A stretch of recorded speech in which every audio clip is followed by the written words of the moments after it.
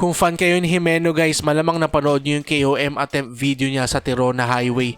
Malamang nakita nyo rin yung jersey na suot niya. Ganda ng fit no? Kami yun eh. Sa amin nga galing yun. Ayan no, ayan no, ayan no, di pa tuyo. Sa Bravado nga pala namin pinatahi ito. Hindi bayad tong video pero kung i-sponsoran kami ng Bravado na imagine ko may langit, tapos may mga hot air balloon, tapos logo ng Bravado, tapos sa baba nakalagay just Brava do it. Tapos may explosions. Tapa!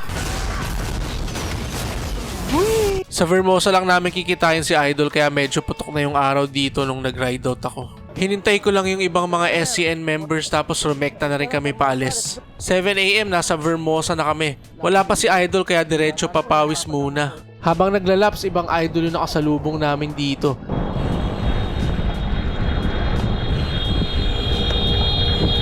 Hoy!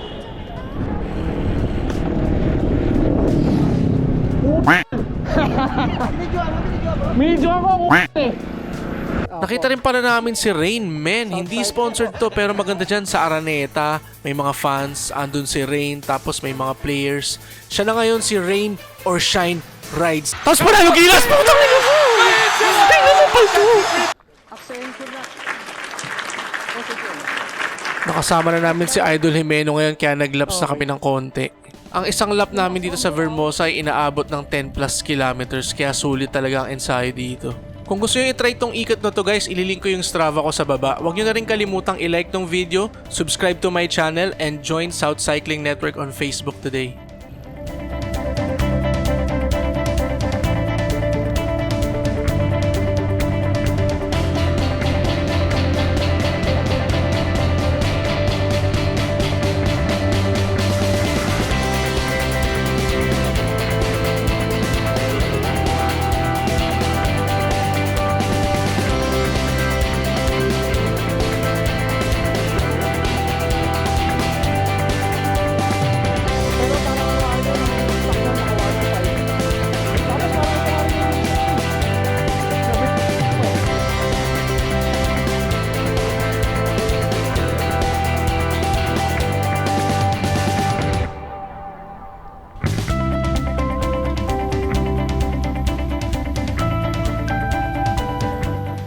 After namin mag-laps sa Vermosa, andito naman kami para mag-laps with the tropa sa Tinatangi Cafe.